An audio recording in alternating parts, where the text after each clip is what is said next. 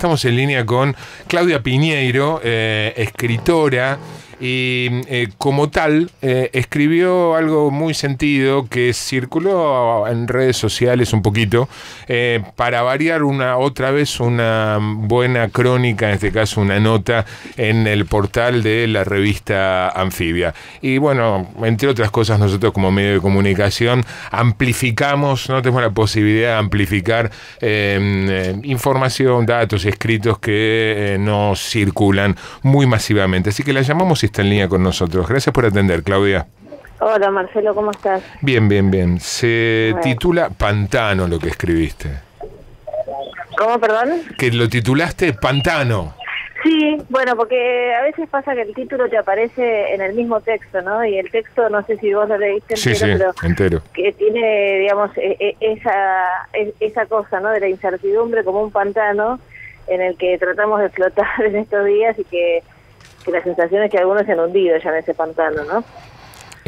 Vos no haces referencia directa, si bien lo sugerís o uno lo puede entender. ¿Tenés ganas de hacer nombres? ¿Quiénes son los que a tu juicio se hundieron en ese pantano y específicamente por qué? Yo lo que nombro son cosas que se fueron diciendo estos días que para mí son las que me hacen como decir, bueno, no, con esta persona a mí de este tema no me interesa hablar, porque yo no puedo, digamos, puedo no opinar como alguien en muchas cosas y conversar, pero hay límites, ¿no? A veces alguien traza una línea y dice, bueno, estamos de este lado o estamos del otro, ¿no? Entonces ahí yo nombro una serie de cosas que se han dicho en estos días, como por ejemplo nombro si el hermano de Maldonado fue a un recital, si Maldonado tenía o no cuántos celulares, cosas que no tienen ninguna importancia y que lo único que hacen es de condenar a alguien por algo que no tiene no tenemos ni que empezar a analizar, ¿no? Y entre medio, quizás vos a lo que te referís, que tiene más nombre y apellido, es a los dichos de Lilita Carrió con respecto a Walt Disney, que lo ha repudiado todo el mundo. O sea, cuando yo lo puse ahí no había circulado tanto, ahora ya, si tuviera que escribirlo hoy, a lo mejor ni lo pongo, porque ya circuló tanto que parece como sumarte a lo que todos ya dijeron, ¿no? Uh-huh. ¿Te da la sensación, Claudia, que Igual te digo, me parece que perdón, sí, que ese día dijo alguna cosa peor incluso que lo de Walt Disney. Lo de Walt Disney quedó porque fue como raro, ¿no? Pero cuando preguntó si un cadáver que aparece con tiros y con golpes, uno puede saber, en el mismo programa lo dijo, ¿no? Uno puede saber si esos tiros y esos golpes no se los dieron después de muerto, y me pareció casi más grave que lo de Walt Disney. Uh-huh. De todos modos, bueno, ella pidió perdón después, ¿no? Entonces también dentro de este texto que yo hago de tratar de esperar todos juntos a ver cómo se resuelve esto, si alguien pide perdón sinceramente también hay que tomarlo, no sé. ¿Te da la impresión, Claudia, que la importancia que las personas le dan al tema Maldonado y cómo se ubican y qué es lo que piensan, qué es lo que suponen, de alguna manera se acomoda a los posicionamientos partidarios y la intención de voto? Yo creo que digamos que lo que uno piensa con respecto a ese tema no se acomoda a la intención de voto, pero que probablemente hay mucha gente que vota en determinada línea y que no va a modificar por lo que pase con Maldonado. O sea, concretamente, si lo que me querés preguntar es si yo creo que eso va a modificar algo, lo que pasa en las próximas elecciones, y no creo que si lo que modifique pueda llegar a mover el amperímetro. No son los temas que lamentablemente tomamos como sociedad como algo trascendente para definir algo. Por otra parte, a lo mejor hay gente que vota a Cambiemos y que está muy preocupado por el tema de Maldonado y que no cree que Cambiemos haya estado mal en esta situación, digamos. Te puede parecer mal lo que dijo Lilita, pero a lo mejor no les parece mal la forma en que encararon la búsqueda o como que, no sé, digo, no me gusta decir que todo el mundo que vota en determinada línea es porque considera este tema de la desaparición forzada de Maldonado o no la desaparición forzada, ¿no? Para mí, por el momento, para mí es una desaparición forzada. Ahora, a lo mejor hay gente que cree que es una desaparición forzada, igual va a votar a Cambiemos en las elecciones. No lo sé, sinceramente. Claudia, Sebastián Lacunza, ¿cómo te va? ¿Qué tal, Sebastián? Leí, la verdad, disculpa, no recuerdo si en tu texto o en otro que leí hoy, que lamentaba como que la sociedad había perdido una reacción más unánime o con menos lugar a fisuras ante casos de violencia estatal, por ejemplo, o paraestatal, por ejemplo, contra Costequi Santillán, incluso contra Mariano Ferreira. Como que algo se fisuró que llevó a que en un caso de supuesta desaparición forzada de una persona se pusiera el acento en tratar de desprestigiar a esa persona. No porque no haya habido antes gente que favorecía la mano dura y ahora era despectiva de la vida humana, pero como que de alguna manera esa gente hasta hace poco tiempo se guardaba más, digamos, sentía menos legitimidad para salir a discutir palmo a palmo con los que condenaban el hecho. ¿Lo ves? Mira, es difícil el tema en ese sentido. Yo creo que a lo largo de mucho tiempo soy de las que creo que lamentablemente la sociedad argentina siempre se ha movido más por otros temas, siempre, no ahora.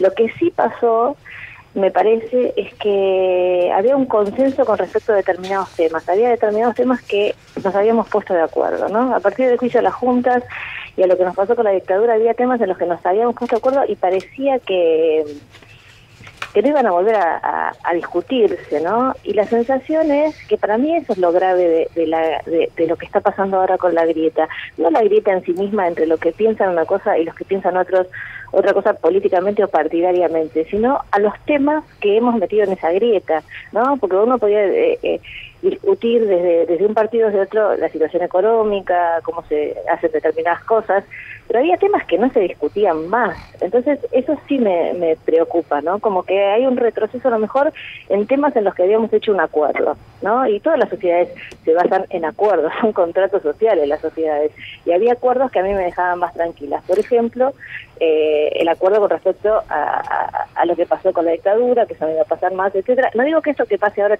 sea necesariamente, que se relacione con eso, pero digo, la no preocupación por una persona que desaparece en el contexto de una represión en una ruta por un organismo del Estado, y hasta que no sepamos lo que sea, yo creo que tenemos que estar inquietos, molestos y atentos, ¿no? O sea, no sabemos lo que pasó, todavía no lo sabemos, pero tenemos que estar inquietos, molestos y atentos, y yo tendría a suponer que en ese tema la mayoría vamos a estar inquietos, molestos y atentos, pero da la sensación que no, que en ese sentido. Igual también, Sebastián, no sé si vos lo notás, que también hay como un retroceso en esos acuerdos a nivel mundial, ¿no? También aparecen manifestaciones de cosas que parecían acordadas en sociedades como Alemania, como Francia, como España, como Estados Unidos, sociedades, ¿no? Claudia, ¿tenés opinión sobre el comportamiento del gobierno en relación a este tema? Te voy a decir lo que yo quiero pensar. Yo quiero pensar que el gobierno actúa tarde y con cierta desprolijidad, pero no hay una intencionalidad. O sea, no creo de ninguna manera que el gobierno haya tenido intención de que desaparezca Santiago Maldonado. Ahora, que cuando alguien desaparece en circunstancias en que la gendarmería está haciendo un procedimiento de represión, de una manifestación, de una ruta, de las características que sean, el gobierno debería haber actuado con premura y con determinadas cuestiones que las marca la ley. No es que yo estoy inventando, digamos, se separa ese cuerpo, se trae otro cuerpo, se investiga con las personas sospechadas, que no tienen por qué ser culpables, pero son las sospechadas, se las saca y se investiga como corresponde. Eso no pasó. Yo quiero pensar que todo eso no pasó por una negligencia, por una falta de conocimiento sobre el tema, porque la ley dice que tiene que ser así, no es que lo inventamos nosotros, ¿no? Entonces,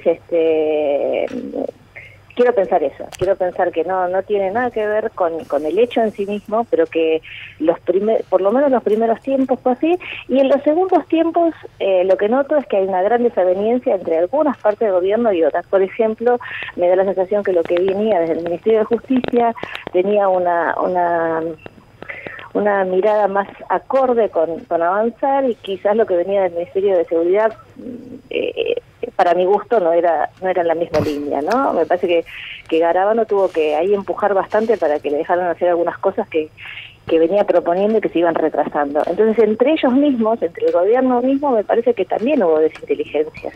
Aprovecho para preguntarte, ¿en qué está la película sobre Alfonsín?